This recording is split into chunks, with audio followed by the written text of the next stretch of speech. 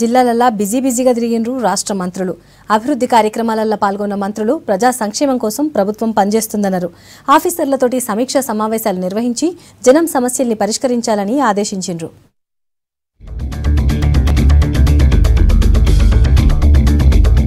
జిల్లాల్లో తిరిగినరు మంత్రులు. సిద్దిపేట జిల్లాలో తిరిగిన మంత్రి హరీష్ రావు డబుల్ బెడ్రూమ్ ఇళ్లను కౌన్సిలర్లతోటి కలిసి చూసిండ్రు. అధికారం పదవులు ఎప్పటికీ శాశ్వతం కాదన్నారు. ప్రజల జీవన ప్రమాణాలు పెరిగితేనే నిజమైన అభివృద్ధి అన్నారు మంత్రి హరీష్ రావు.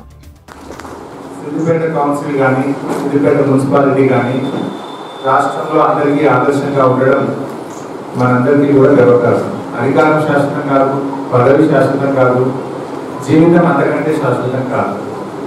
ఏదైనా శాశ్వతమైనది ఉన్నది అంటే మనం ఉన్న సమయంలో చేసే 4 మంచి పనులే. అది మన పిల్లలకు కూడా మనం ఇచ్చే పెద్ద ఆస్తి నా దృష్టిలో. జీఎస్టీ తోటి సామాన్యుల మీద భారం పడకుండా చర్యలు తీసుకోవాలని కేంద్రానికి సూచించిండ్రు ఆర్థిక మంత్రి ఈటెల రాజేందర్. జూన్ 3న జరిగే జీఎస్టీ సమావేశంలో 5-6 అంశాలను కేంద్రం దృష్టికి తీసుకుపోతానన్నారు. అనేక రకాల సంఘాలు ఇవాళ ఆందోళన గురవుతున్నాయి.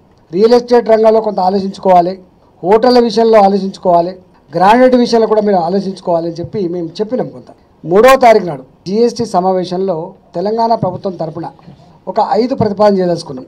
మరోసారి ఆయా వ్యాపార వర్గాలతో సంస్థలతో వాళ్ళ గ్రీవెన్సెస్, వాళ్ళ ఆందోళన ఏందో, వాళ్ళ బాధ ఏందో ఆలకించాలనేది.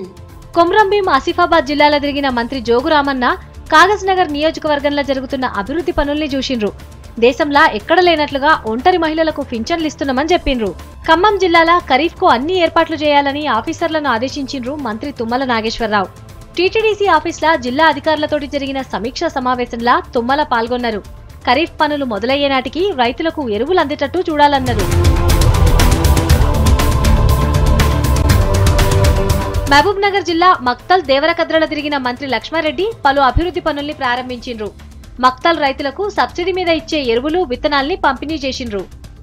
ప్రజలు ముఖ్యమంత్రి కేసీఆర్ గారు చేస్తున్న అభివృద్ధి సంక్షేమ కార్యక్రమాలకు మరి ఆకర్షితులై వివిధ పార్టీ నుంచి టీఆర్ఎస్ పార్టీ జాయిన్ కావడం జరుగుతూ ఉంది.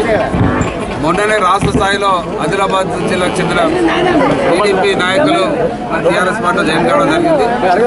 అన్ని ప్రాంతాల్లో ఇదే పరిస్థితి. మిగతా పార్టీలు అన్ని కూడా ఖాళీ చేసి టీఆర్ఎస్ పార్టీలో జాయిన్ అవుతా ఉన్నారు. మంత్రి జూపల్లి కృష్ణారావు కూడా నాగర్ కర్నూలు జిల్లాలో తిరిగిండ్రు.